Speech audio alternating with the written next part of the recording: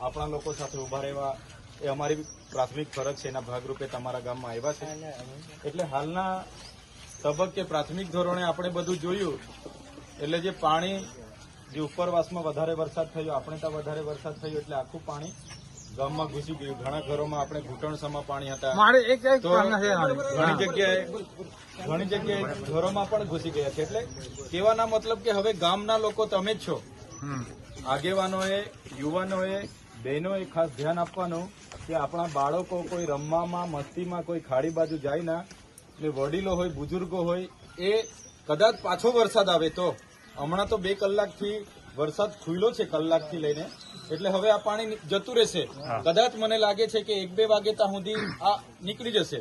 તો કદાચ ફરી કોઈ વરસાદ આવે ત્યારે ખાસ તકેદારી રાખવાની. કદાચ રાતે ધોધમાર વરસાદ હોય તો રાતે તકેદારી રાખવાની. આપણા બાળકો, આપણા જે